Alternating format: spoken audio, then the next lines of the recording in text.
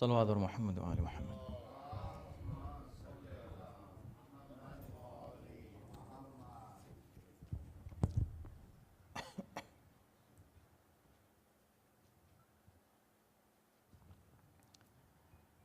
اور ایک صلوات پر محمد و آل محمد۔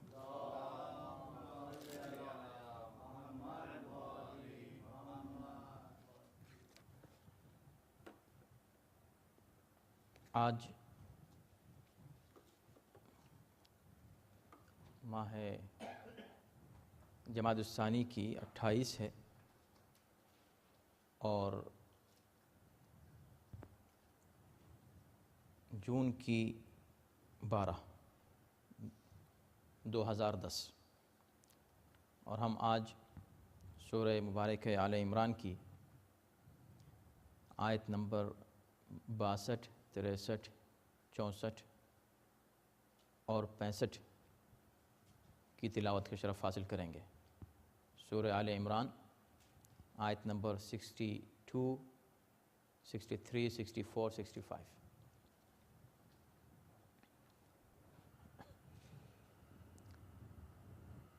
اعوذ باللہ من الشیطان الرجیم، بسم اللہ الرحمن الرحیم، الحمد للہ رب العالمین، والصلاة والسلام علی سیدنا و نبینا و مولانا ابی القاسم محمد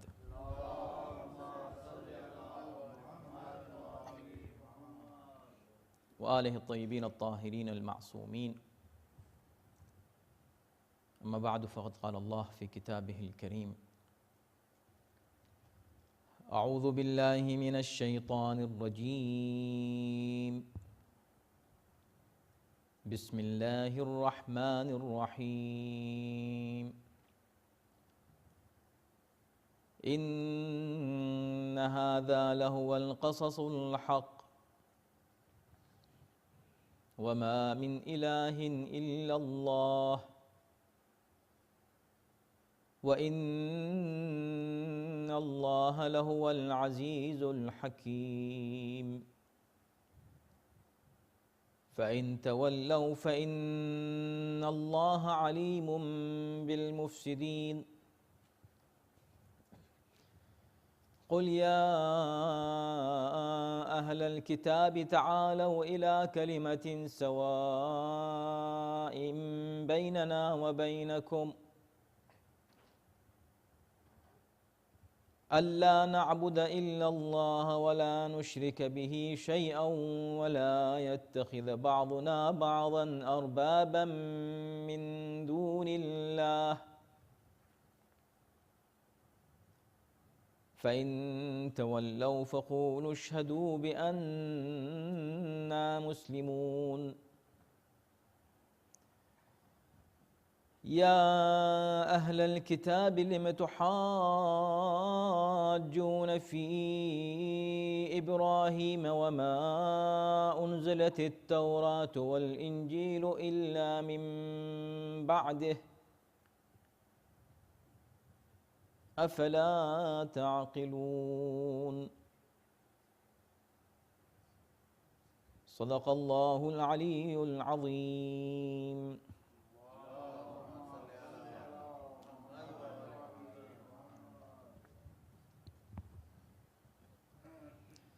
گزشتہ 2 ہفتے ہم نے آیت نمبر 61 پر گفتگو کی، جو نہایت ہی مشہور و معروف آیت ہے اور جسے کم سے کم آپ پیروان اہل بیت بچپن سے سنتے چلے آئے ہیں، اور وہ ہے آیہ مباہلہ۔ تفصیل کے ساتھ اس پر گفتگو کی گئی۔ اب اس کے بعد یہ کہا جا رہا ہے کہ ان ھذا لہو القصص الحق، بے شک یہ باتیں حق ہیں، یہ حق بات ہے جو تمہارے پروردگار کی طرف سے تم پر نازل ہوئی ہے۔ اور گویا کہ ان آیات کا ترجمہ اس طرح ہے کہ بے شک یہ سچے واقعات ہیں اور اللہ کے سوا کوئی معبود نہیں، اور اللہ ہی زبردست اور حکمت والا ہے۔ اب اگر پھر بھی وہ لوگ قبول نہ کریں تو اللہ مفسدین کو خوب جانتا ہے۔ آپ کہہ دیجئے کہ اہل کتاب آؤ ایک ایسی بات کی طرف جو ہمارے اور تمہارے درمیان مشترک ہے، کہ ہم اللہ کے سوا کسی کی عبادت نہ کریں، کسی کو اس کا شریک نہ بنائیں، اور ہم میں سے کوئی بھی اللہ کو چھوڑ کر ایک دوسرے کو رب نہ بنا لے۔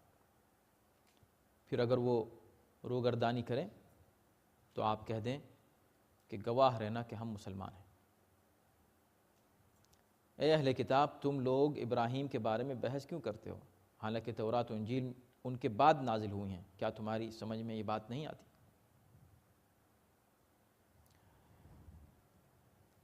تو آیے مباہلہ کے نزول کے بعد ایک بات تو واضح ہوئی کہ قرآن نے مباہلے سے پہلے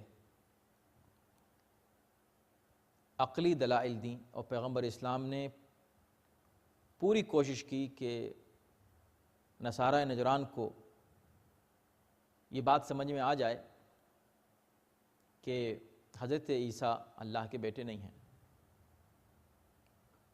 لیکن چونکہ وہ جان کر اس بات کو کہہ رہے تھے، انہیں معلوم تھا کہ وہ بیٹے نہیں ہیں، مگر مصر تھے کہ وہ بیٹے ہیں، اور وہ اپنی بات کو ثابت بھی نہیں کر پا رہے تھے۔ یعنی تثلیث کا ایک ایسا نظریہ جسے وہ خود ثابت نہیں کر پاتے، اس پر وہ مصر تھے۔ تو پیغمبر اسلام نے مباہلے کی دعوت دی، اور مباہلے سے انہوں نے گریز کیا، انکار کیا۔ آخر میں جب انہوں نے چہرے دیکھے اہل بیت کے تو کہا کہ ہم ان سے مباہلہ نہیں کر سکتے۔ اس واقعے کو بیان کرنے کے بعد اب قرآن یہ کہہ رہا ہے کہ بے شک یہ لَهُوَ الْقَصَصُ الْحَقُّ، یہ نہایت سچے اور حق پر مبنی واقعات ہیں جو ہم بیان کر رہے ہیں۔ اب یہ اشارہ کن واقعات کی طرف ہے یہ قصص؟ کیونکہ سورہ آل عمران میں شروع سے یہاں تک بہت سے قصے اور بہت سے واقعات ان مختصر آیات میں قرآن نے بیان کر دیے، اور یہ جو واقعات ہیں اور یہ جو کہانیاں ہیں، یہ اس طرح کی کہانیاں نہیں ہیں جیسی دیگر کتابوں میں بیان کی جاتی ہیں بطور تاریخ، بطور کہانی۔ تو قصے کہانی کا مسئلہ نہیں ہے، اس لیے کہ قرآن قصوں کی کتاب نہیں ہے، قرآن کہانیوں کی کتاب نہیں ہے، لیکن قرآن میں کہانیاں ہیں، اور جو کہانیاں ہیں وہ سچی کہانیاں ہیں۔ یہ سچی کہانیاں کس لیے بیان کی گئی ہیں؟ ہدایت کے لیے۔ اس کا مطلب ہے کہ اسلوب قرآن کی ہدایت کا یہ ہے کہ وہ لوگوں کے سامنے واقعات بیان کرتا ہے، ہسٹری بیان کرتا ہے، اور ہسٹری کا مقصد ہدایت دینا ہے، تاکہ ہسٹری کے ان واقعات کو دلیل بنایا جائے حق کے لیے۔ لہٰذا تاریخ کا جب بھی حوالہ دیا جائے تو اس کا مقصد ہدایت ہونا چاہیے، صرف یہ نہیں کہ کہانی یہاں بڑا مزہ آیا بھئی اس کہانی میں، بڑا لطف آیا اس قصے میں۔ قصہ، کہانی، ناول، یہ سب چیزیں افسانے نہیں ہیں، قرآن حقیقت پر مبنی، اس لیے لَهُوَ الْقَصَص نہیں کہا بلکہ لَهُوَ الْقَصَصُ الْحَقُّ۔ قرآن میں جتنے بھی واقعات بیان کیے گئے ہیں حق واقعات ہیں، سچے واقعات ہیں، حق پر مبنی ہیں، اور حق کی طرف بلاتے ہیں، ان کا مقصد ہدایت ہے۔ اور یہ ہو سکتا ہے کہ اس سے مراد، چونکہ فوری طور پر آئے مباہلہ کے بعد اس کو بیان کیا گیا ہے، اس سے مراد حضرت عیسیٰ کا واقعہ ہو، اور ہو سکتا ہے لَهُوَ إِنَّ هَذَا لَهُوَ الْقَصَصُ الْحَقُّ، بے شک یہی، یعنی جو کچھ بیان کیا گیا ہے یہ سچی کہانیاں ہیں۔ تو ہو سکتا ہے کہ اس میں اشارہ واقعہ مباہلہ کی طرف ہو۔ تو کیوں نہ ہم اگر ان دونوں کو جمع کر لیں، کہ اس لیے کہ عام طور پر قرآن عمومی انداز میں گفتگو کرتا ہے اور اس میں زیادہ مفاہیم کور کرتا ہے، تو ہم یہ کہہ سکتے ہیں کہ لَهُوَ الْقَصَصُ الْحَقُّ کی طرف جو ہے اس سے اشارہ حضرت عیسیٰ کے واقعات کی جانب بھی ہے، اور جناب مریم اور یحییٰ اور زکریا کے واقعات کی طرف بھی، اور ساتھ ہی ساتھ خود واقعہ مباہلہ کی طرف، تاکہ یہ عبرت بن سکے اور یہ درس بن سکے اور یہ سبق بن سکے، یہ کہانی جو قرآن پیش کر رہا ہے آل عمران میں، نہ صرف اہل کتاب کے لیے بلکہ خود مسلمانوں کے لیے۔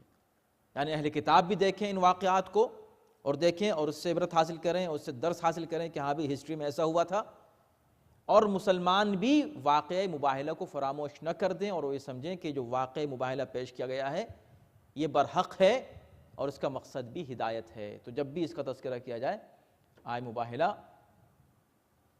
اہل کتاب کے لیے بھی ہدایت ہے اور مسلمانوں کے لیے بھی ہدایت ہے. وَمَا مِنْ إِلَٰهٍ إِلَّا اللَّهُ. اب یہاں پر پھر اسی بات کی تاکید کی گئی ہے کہ جتنی باتیں اب تک کی گئیں اس کا خلاصہ یہ ہے، ان تمام باتوں کا کنکلوژن یہ ہے کہ اللہ کے سوا کوئی معبود نہیں. لہٰذا حضرت عیسیٰ کو کوئی شخص اللہ کا بیٹا نہیں کہہ سکتا اور ان کو الوہیت کا درجہ نہیں دے سکتا، انہیں گاڈ یا پارٹ آف گاڈ نہیں کہہ سکتا. وَإِنَّ اللَّهَ لَهُوَ الْعَزِيزُ الْحَكِيمُ.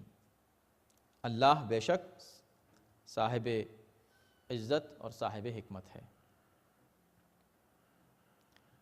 اب آیت نمبر 63 میں یہ کہا جا رہا ہے کہ فَإِن تَوَلَّوْا فَإِنَّ اللَّهَ عَلِيمٌ بِالْمُفْسِدِينَ. ضروری نہیں ہے کہ انسان جب کوئی ایک بات کہے، اپنی دلیل پیش کرے، حق بات کہے، ضروری نہیں ہے کہ سامنے والا اس کو قبول کر لے. کتنی ہی یہ بات عقل پر دلیل پر مبنی ہو، ضروری نہیں کہ قبول کر لے. کبھی اکثر آپ سوچتے ہیں کہ میری بات تو بالکل معقول ہے، میں جب لوگوں کے سامنے پیش کروں گا لوگ مان لیں گے. ضروری نہیں ہے، ایسا کوئی ضروری نہیں کہ جو بات آپ کہہ رہے ہیں بے شک معقول صحیح، لیکن ضروری نہیں کہ ہر شخص مان لے. فَإِن تَوَلَّوْا. اب ان سے کہہ دو کہ اگر یہ لوگ اس بات کو نہیں مانتے اور روگردانی کرتے ہیں اور منہ پھیرتے ہیں تو فَإِنَّ اللَّهَ عَلِيمٌ بِالْمُفْسِدِينَ. اللہ فساد کرنے والوں کو جانتا ہے. بہت ہی اہم نقطہ یہاں پر ہے، قابل غور ہم سب کے لیے. دیکھیں یہ بات تو آپ سب جانتے ہیں کہ عیسائی جب آئے پیغمبر اسلام سے بحث کرنے کے لیے تو انہوں نے صرف علمی بحث کی.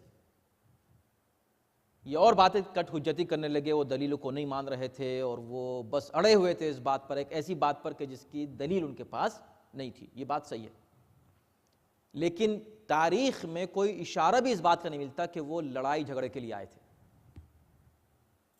لڑنے کے لیے تو نہیں آئے تھے، نہ ان کی طرف سے لڑائی ہوئی تھی اور نہ ہی پیغمبر نے کوئی بھی ایسی بات کی جو لڑائی جھگڑے کی بات ہو. جب یہ بات صحیح ہے اور آخر میں مباہلہ بھی ہوا، مباہلہ بھی اسی مقصد سے تھا کہ بھئی ہم ابھی بھی پیسفلی اس مسئلے کو حل کرنا چاہتے ہیں.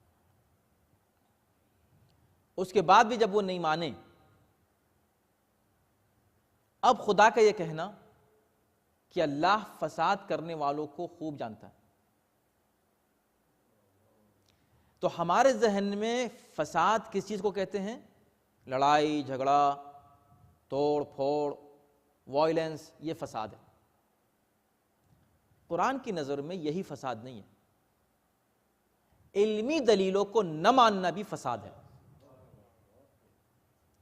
عقلی دلیلوں کو تسلیم نہ کرنا اور سچ کو اور حق کو جھٹلا دینا یہ بھی ایک فساد ہے. تو ہو سکتا ہے آپ کے سامنے کچھ ایسے لوگ آئیں جو بڑے متقی، پرہیزگار، صاحب تقوی، نیک، بظاہر بڑے اچھے، لیکن وہ حق کو نہیں مان رہے ہیں. یہ لوگ فسادی ہیں، یہ لوگ پیسفل لوگ نہیں ہیں. یہ لوگ پیسفل لوگوں کا لباس پہن کے آپ کے سامنے آئیں گے، مگر وہ لوگ پیسفل نہیں، یہ لوگ مفسد ہیں، فسادی ہیں، شر پسند ہیں. یہ لوگ آپ کہہ رہے ہم نے ان سے کبھی شر دیکھے نہیں، بیچارے آتے ہیں خاموش بیٹھتے ہیں چلے جاتے ہیں، شر ان میں ہے ہی نہیں. انہی میں شر ہے، اس لیے کہ یہ حق بات سچ بات کو ماننے کو تیار نہیں ہیں. عیسائی بڑے ظاہراً نیک اور عبادت گزار، اور خاص طور پہ جو نجران کے جتنے بھی آئے تھے نا، یہ لوگ تو منتخب ہو کر آئے تھے اور یہ لوگ بڑے متقی ان کی نظر میں، بڑے پائس لوگ تھے، بڑے نیک لوگ تھے. جھگڑے کی بات ہی نہیں کرتے تھے، اختلاف کی بات ہی، عبادت. انہوں نے آتے ہی مسجد میں، آپ کو پتہ ہے واقعہ آپ کو، کہ جیسے ہی داخل ہوئے انہوں نے مسجد میں سب سے پہلے اپنی نماز پڑھی. بڑے نیک. اللہ کہہ رہا ہے خدا ان مفسدوں سے خوب واقف ہے. اس لیے کہ اس کو ہمیشہ یاد رکھیے گا، سب سے بڑا فساد کا مطلب کیا ہے؟ پہلے تو فساد کے معنی کیا ہے؟ فساد کہتے ہیں ہر اس عمل کو یا فعل کو یا قول کو جو عقل اور حکمت کے خلاف ہے. اور جو عقل و حکمت کے مطابق ہے، یا کسی چیز کو عقل و حکمت کے مطابق جو چیز رکھ دے کسی جگہ پر، اس کو کہتے ہیں اصلاح۔ تو ایک ہے فساد، ایک ہے اصلاح۔ فساد یعنی بگاڑ دینا، اور اصلاح یعنی ٹھیک کر دینا۔ تو فساد، سب سے بڑا فساد، اور یہ دیگر آیات سے بھی ثابت ہے، اس وقت نہیں کہ ہم اس پر گفتگو کریں، اور احادیث سے بھی ثابت ہے کہ سب سے بڑا فساد وہ ہے جو انسان کسی کے ذہن اور دل کے عقیدے میں پیدا کر دے، عقائد کو خراب کر دینا، ذہن کو، فکر کو، تھاٹ کو، آئیڈیالوجی کو بگاڑ دینا، یہ سب سے بڑا فساد ہے۔ اس لیے منافقین کے بارے میں شروع کی آیتوں میں یہی کہا کہ وَإِذَا قِيلَ لَهُمْ لَا تُفْسِدُوا فِي الْأَرْضِ، جب ان سے کہا جاتا ہے کہ تم زمین پہ فساد برپا مت کرو، کیوں فساد کر رہے ہو؟ کیوں فساد کر رہے ہو؟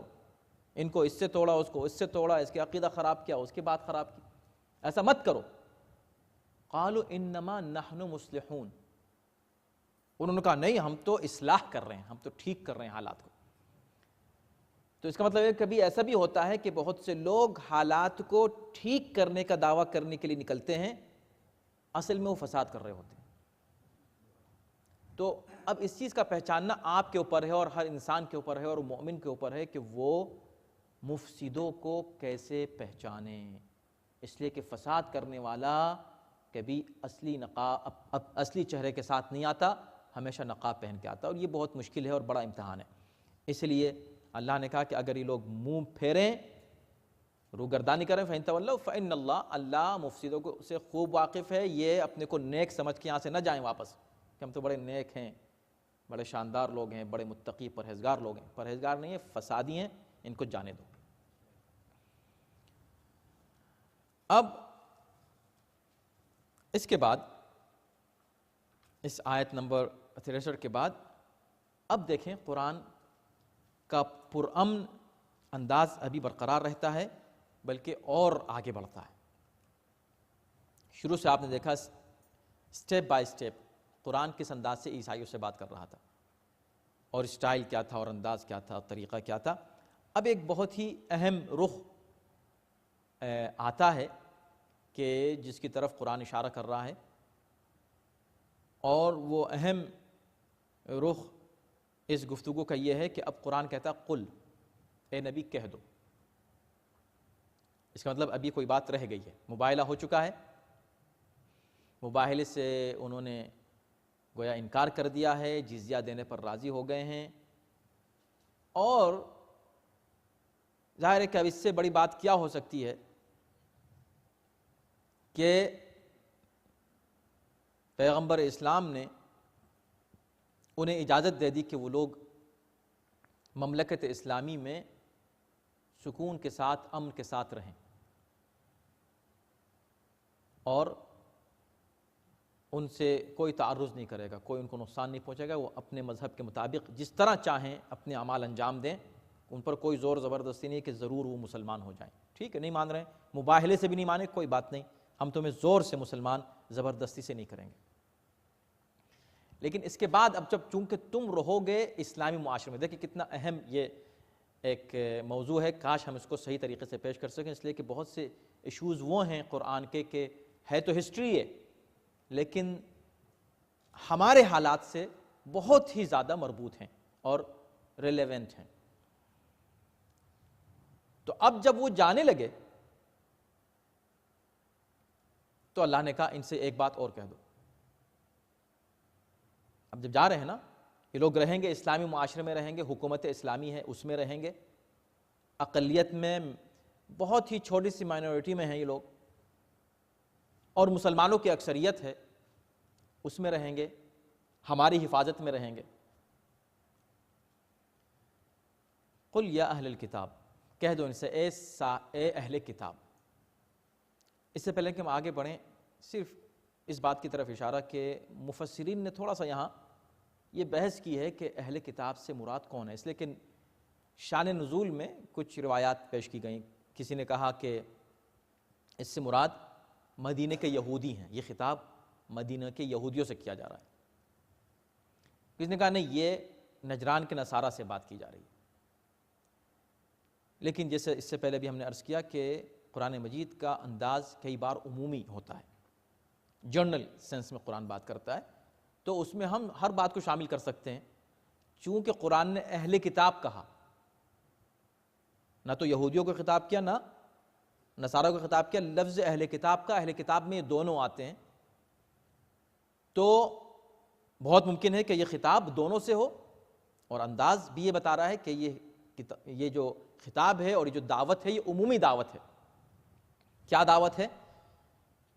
قل یا اہل الکتاب، کہہ دو اے اہل کتاب،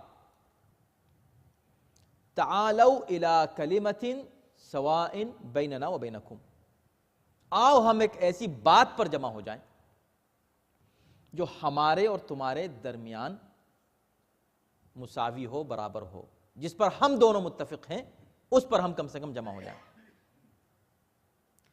تو اہم پیغام یہاں پر یہ ہے کہ قرآن نے اتنے حالات کے ہو جانے کے بعد بھی اہل کتاب کو، اگر یہودی ہے اس سے مراد، تو آپ ان کی ہسٹری کو جانتے ہیں کہ انہوں نے کس طرح کے حالات پیدا کیے پیغمبر اسلام کے لیے مدینے میں، اس کے بعد بھی ان سے کہا جا رہا ہے۔ اگر عیسائی ہیں تو آپ عیسائیوں کو جانتے ہیں کہ انہوں نے کتنی بحث کی اور کٹ حجتی کی اور مباہلے سے بھی انکار کر کے واپس جا رہے ہیں، اس کے بعد بھی پیغمبر اسلام ان سے کہہ رہے ہیں آ جاؤ ہم ایک بات پر جمع ہو جائیں۔ کیا مطلب؟ یعنی نبی کی طرف سے، پیغمبر اسلام کی طرف سے، اسلام کی طرف سے اہل کتاب کے لیے دعوت اتحاد دی جا رہی ہے، ہم متحد ہو جائیں۔ یہ ہے اتحاد، یونٹی کی دعوت پیغمبر اسلام ان کو دے رہے ہیں۔ اس کا مطلب یہ ہوا کہ یونٹی کی دعوت دینا بہت اچھی بات ہے، اور یہ قرآن کا انداز ہے اور اسٹائل ہے اور پیغمبر اسلام کی سنت ہے۔ اتحاد بہت اہم چیز ہے، ہمیشہ انسان اتحاد کی دعوت دے، لیکن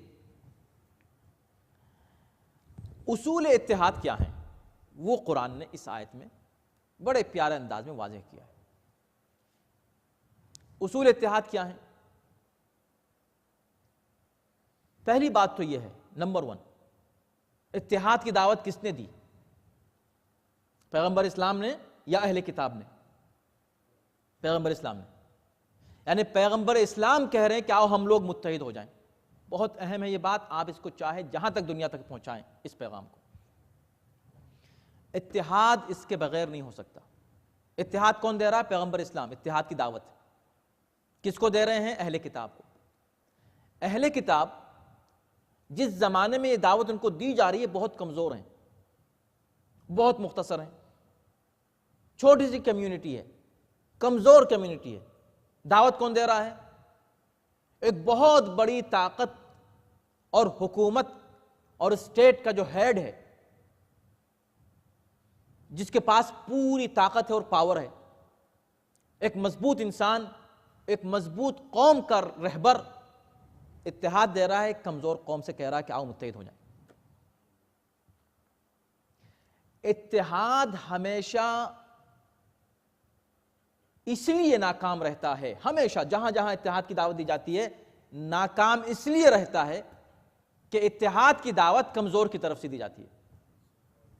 کمزور دیتا ہے اتحاد کی دعوت۔ ہندوستان میں مسلمان ہندوؤں سے کہتے ہیں آ جائیے ہم لوگ متحد ہو جائیں۔ پاکستان میں شیعہ سنیوں سے کہتے ہیں کہ آ جائیے ہم متحد ہو جائیں۔ یہ اتحاد کبھی کامیاب نہیں ہوگا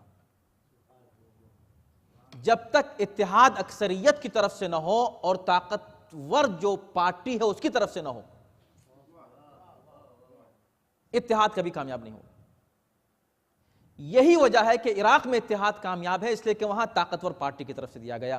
آیت اللہ سیستانی نے ہمیشہ اتحاد کی دعوت دی۔ ایران میں اقلیتیں موجود ہیں لیکن وہاں پر کوئی ایسا مسئلہ فرقہ وارانہ ہوتا ہی نہیں، اس لیے کہ وہاں اکثریت اقلیت سے کہتی آؤ ہم متحد ہو جائیں۔ جب بھی کسی پاورفل سے کوئی بھی کمزور یہ کہے گا کہ متحد ہو جائیں تو اختلاف اور بڑھے گا۔ اور جو سپر پاورز ہیں، بڑی طاقتیں ہیں، ان کے لیے بھی یہ پیغام ہے قرآن کا کہ اگر واقعی تمہارے پاس طاقت ہے اور اللہ نے تم کو طاقت دی ہے اور پاور دیا ہے تو تم اس بات کا انتظار نہ کرو کہ کوئی کمزور ملک تم سے کہے کہ چلو پلیز ہم ایک ہو جائیں۔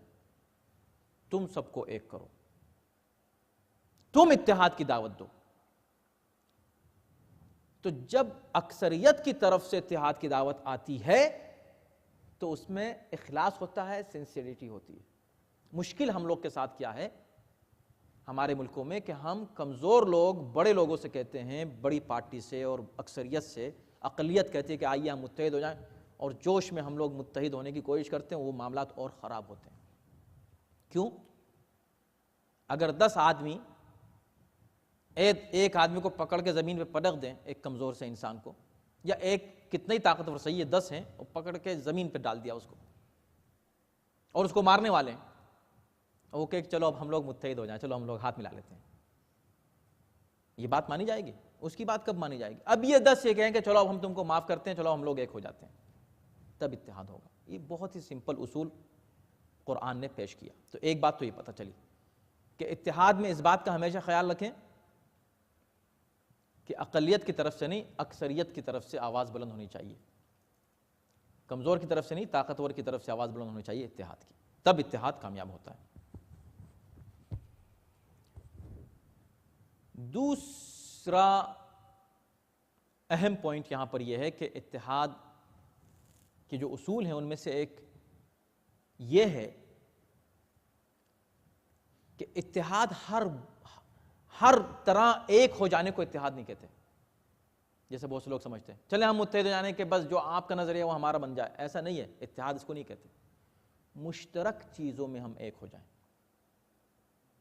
جو چیزیں ہم میں کامن ہیں اس پر ہم جمع ہو جائیں۔ اگر اس قرآن کے اس فلسفے کو ہم سمجھ لیں تو ہماری سمجھ میں آرام سے آ جائے گا کہ ہم گھر سے لے کر کمیونٹی، اس کے بعد ملک سے آگے دوسرے ممالک، قوم، دوسری قومیں، ایک مسلک، ایک مذہب، مذاہب، اور پھر تمام گلوبل ہیومن کمیونٹی کے درمیان کیسے ہم اتحاد قائم کر سکتے ہیں۔ جہاں جہاں جو کامن ایشوز ہمارے پائے جائیں وہاں پر ہم ایک ہوتے چلے جائیں، اسی کا نام اتحاد ہے۔ اور جہاں اختلاف ہے وہاں ٹالرنس رہے، ایک دوسرے کو برداشت کرنے کی صلاحیت رہے، اس کا نام اتحاد۔ بس اتحاد is so simple۔ اتحاد کا مطلب یہ نہیں ہے کہ آپ کسی اور مسلک کے اوپر عمل کرنا شروع کر دیں، کسی اور مذہب کو ماننا شروع کر دیں کسی کو خوش کرنے کے لیے، اس سے وہ خوش نہیں ہوگا اور معاملات مزید خراب ہوں گے، اس لیے کہ ادھر آپ ان کو کاپی کرنے کی کوشش کریں گے، ادھر خود آپ کی کمیونٹی میں اختلافات اس کے بیس پر پیدا ہو جائیں گے، تو اختلافات بڑھیں گے۔ اس لیے بہتر یہ ہے کہ صرف تعالوا الی کلمۃ سواء بیننا و بینکم، آؤ ہم ایک ایسے کلمے پر جمع ہو جائیں جو ہمارے اور تمہارے درمیان مشترک ہے۔ پیغمبر اسلام نے یہ دعوت دی، تو اس کا مطلب یہ ہوا کہ ہر انسان کا کسی اور دوسرے انسان سے کوئی معاملہ مشترک ضرور ہوتا ہے، کم سے کم انسانیت میں مشترک ہیں۔ جیسے امیر المومنین حضرت علی علیہ السلام نے فرمایا کہ تمہیں 2 طرح کے لوگ ملیں گے، اما اخ لک فی الدین او نظیر لک فی الخلق، یا تو وہ دین میں، مذہب میں تمہارا بھائی ہوگا، ہم مذہب ہے تمہارا، ہم مسلک ہے، یا یہ کہ خلقت میں تمہارے جیسا ہے۔ تو ایک انسان کا دشمن ہو ہی نہیں سکتا، اس لیے کہ انسان اور انسان میں جو قدر مشترک ہے وہ انسانیت ہے، وہ بشریت ہے، سب آدم کی اولاد ہیں، حوا کی اولاد ہیں، یہ تو طے ہے، تو اتنا اشتراک تو ہے، تو اختلاف کیسا؟ اسی طرح اس کے بعد پھر عام مذاہب ہیں، کم سے کم مذہب ایک قدر مشترک ہے مذاہب کے درمیان۔ پھر جب اہل کتاب کی طرف آتے ہیں ہم تو اور بھی ہم قربت محسوس کرتے ہیں، اس لیے کہ یہ ڈیوائن ریلیجن کو مانتے ہیں، ہم بھی ڈیوائن ریلیجن کو مانتے ہیں، باقی مین میڈ ریلیجنس ہیں۔ پھر جب مسلمانوں میں آتے ہیں تو ہمارے یہاں جو ہے کامنلٹیز بڑھ جاتی ہیں، ڈفرینسز سے زیادہ کامن ہمارے پاس پوائنٹس آ جاتے ہیں۔ اس کے بعد پھر جب ہم اہل بیت کے چاہنے والے ہوں، جمع ہوں، تو پھر تو وہاں اتحاد ہی اتحاد ہونا چاہیے، وہاں تو اختلاف کی کوئی گنجائش نہیں، اس لیے کہ اب وہاں اور زیادہ ہمارے پاس مشترک قدریں جمع ہو جاتی ہیں۔ تو جیسے جیسے ہمارے پاس مشترکات بڑھتے جائیں گے ہمارے اتحاد میں اضافہ ہوتا چلا جائے گا، ہم اس بیس پر، اور جہاں اختلاف ہے فائن، ہونے دو، اختلاف ہونے دو، ختم کرنے کی کوشش کرو ضرور، بحث و مباحثے کے ساتھ، عقلی دلائل کے ساتھ، جیسے یہاں بات ہوئی، جس طرح عیسائیوں سے گفتگو کی گئی نجران کے نصارہ سے بات کی گئی، اس طرح وہ بات کی جائے، کوشش کی جائے کہ اختلافات کو دور کیا جائے، لیکن دور نہ ہو تو کوئی بات نہیں، پھر بھی کامن ایشو رہ جاتا ہے۔ تو جب عیسائیوں سے ساری بحث ہو گئی، سارا مباحثے ہو گئے، اب وہ اس بات پر نہیں مانے کہ حضرت عیسیٰ نبی ہیں اور اللہ کے بیٹے نہیں ہیں، اس حقیقت کو انہوں نے تسلیم نہیں کیا، تو پیغمبر اسلام نے ان سے جنگ کا اعلان نہیں کیا، بلکہ کہا کوئی بات نہیں، ابھی بھی ہمارے اور تمہارے درمیان ایک بات مشترک ہے، اور وہ یہ کیا مشترک ہے؟ اللہ نعبد الا اللہ۔ یہ ایک فارمولہ دیا قرآن نے کہ ہم دونوں اللہ کو معبود مانتے ہیں، یہ قدر مشترک ہے، تو چلو ہم اسی پر جمے رہیں کہ ہم اللہ کے علاوہ کسی کو معبود نہیں مانیں۔ وَلَا يَتَّخِذَ بَعْضُنَا بَعْضًا أَرْبَابًا مِّن دُونِ اللَّهِ، اور ہم میں سے کوئی بھی ایک دوسرے کو اللہ کو چھوڑ کر اپنا لارڈ نہ بنا لے، اپنا پروردگار نہ مان لے۔ اب ظاہر ہے کہ کون ایک دوسرے کو پروردگار مانتا ہے؟ کون ایک دوسرے کی عبادت کرتا ہے؟ اس میں بھی یہاں کئی احتمالات پیش کیے ہیں مفسرین نے کہ اس سے کیا مراد ہے۔ بعض نے کہا ہے کہ اس سے مراد یہ ہے کہ حضرت عیسیٰ کو خدا نہ مانے، اس لیے کہ وہ ہم ہی میں سے ایک ہیں، تو ہم ایک دوسرے کو خدا مان رہے ہیں۔ اگر عیسیٰ کو ہم نے مان لیا خدا، تو گویا کہ انسان ایک دوسرے کو خدا مان رہا ہے۔ دوسرا نظریہ یہ کہ نہیں، اس سے مراد یہود و نصارہ کے علماء ہیں اور ان کے پریسٹ، کہ جن کی اتنی زیادہ بات مانی جاتی تھی کہ گویا کہ وہ بات عبادت کی حد تک پہنچتی تھی۔ چنانچہ اس کی تائید میں امام جعفر صادق علیہ السلام کی روایت بھی ہے اس آیہ کریمہ کے ذیل میں کہ اتخذوا احبارہم و رہبانہم اربابا من دون اللہ، ان لوگوں نے اپنے راہبوں کو اور یہودیوں نے اپنے علماء کو اللہ کو چھوڑ کر رب ماننا شروع کر دیا۔ تو کسی نے کہا کہ مولا وہ تو نہیں، ان کی عبادت تو نہیں کرتے تھے، وہ تو اللہ ہی کی عبادت کرتے تھے، ان کو تو رب نہیں مانتے تھے۔ پھر قرآن کیسے کہہ رہا ہے کہ انہوں نے ان کو رب ماننا شروع کیا؟ کہا نہیں، رب ماننے کا مطلب یہ نہیں ہے کہ ان کے سامنے سجدہ کریں۔ رب ماننے کا مطلب یہ ہے کہ انہوں نے اپنے ان علماء یا رہبروں کو اور لیڈروں کو اتنا مانا کہ ان لیڈروں نے کھلم کھلا اللہ کے حلال کو حرام کیا اور حرام کو حلال کیا، اور انہوں نے اس کو مان لیا۔ اس کو کہتے ہیں ان کی عبادت کرنا۔ تو ایک پیغام تو ملا کہ اگر کوئی بھی رہبر دنیا میں کبھی کسی زمانے میں یہ کہے کہ فلاں چیز حلال تھی میں حرام کرتا ہوں، فلاں چیز حلال تھی میں حرام کرتا ہوں، فلاں چیز حرام تھی میں حرام جو ہے حلال کرتا ہوں، تو حرام محمدی کو حلال کرنا اور حلال کو حرام کرنا یہ خود حرام ہے، اور جو اس کو مان لے اس نے گویا اس کی عبادت کی۔ تو مشرک وہ نہیں ہے جو اللہ کے نمائندے کو مانے، اللہ کے بنائے ہوئے خلیفہ کو مانے۔ مشرک وہ ہے جو ایسے رہبروں کی بات کو تسلیم کرے، یہ ہے شرک، اور یہ ہے دوسرے کی عبادت۔ تو یہاں پر جو کہا جا رہا ہے کہ ایک دوسرے کی عبادت نہ کرو، کا مطلب یہ نہیں کہ ایک دوسرے کو سجدہ نہیں کرو، یعنی ایک دوسرے کی بات اتنی نہ مانو کہ تم اللہ کو چھوڑ دو اور اس کی بات مان رہے ہو، اللہ کی بات پیچھے پڑ گئی جو ہے پیچھے رہ گئی اور اس کی بات آگے ہو گئی، تو اس کا مطلب تم نے اس کو معبود مان لیا۔ اور اگر ہم اور اس کو جنرلائز کریں تو یہ جملہ ایک بہت بڑا، بہترین، شاندار، خوبصورت، حسین، حقیقت پر مبنی آزادی بشریت کا نعرہ ہے، بنی آدم کی حریت کا نعرہ ہے، فریڈم کا نعرہ ہے۔ یہی فریڈم ہے حقیقت۔ فریڈم کی حقیقت اسی میں ہے کہ کوئی انسان کسی انسان پر حکومت نہ کرے، کوئی انسان کسی انسان کے اوپر اپنا زور نہ جتائے، ہر انسان آزاد رہے، اور اس پر حکومت اگر ہو تو صرف اللہ کی۔ اور اگر کسی انسان کی حکومت ہو رہی ہے تو وہ بھی اللہ ہی کی طرف سے آئے. جب اللہ کی طرف سے آئے گی تو انسان آزاد رہے گا. تو جب من جانب اللہ حکومت کو انسان تسلیم کرے گا تو صحیح معنی میں وہ آزاد انسان مانا جائے گا. فَإِن تَوَلَّوْا، اب یہاں پھر کہا دوبارہ اسی بات کو، اگر یہ پھر بھی منہ موڑیں، فَقُولُوا، اگر یہ لوگ پھر بھی نہیں مانے تمہاری بات کو، اب تم ان کو دعوت اتحاد دے رہے ہو، تم نے ہر چیز کی دعوت دی، تم نے عقل کی باتیں ان کو بتائیں، تم نے دلیل دین انہوں نے نہیں مانی، تم نے مباہلے کی بات کی انہوں نے نہیں مانی، اب تم ان کو اتحاد کی دعوت دے رہے ہو، اگر یہ پھر بھی نہیں مانے، فَقُولُوا، دیکھیں ذرا توجہ کیجئے اگر آپ سامنے قرآن رکھا ہے. شروع آیت کہاں سے شروع ہوتی ہے؟ آیت نمبر 64، قل یا اہل، قل سے، اے نبی کہہ دو. قل واحد کا صیغہ ہے، سنگولر، تم کہہ دو. ختم کہاں ہو رہی ہے؟ اگر یہ منہ موڑیں تو فقل نہیں ہے، فقولو. اب اے مسلمانوں تم سب مل کے کہہ دو. کیا کہہ دو؟ اشہدوا بأننا مسلمون. اب تم سب کے سب آگے بڑھ کے کہو ہم گواہی دیتے ہیں کہ ہم مسلمان ہیں.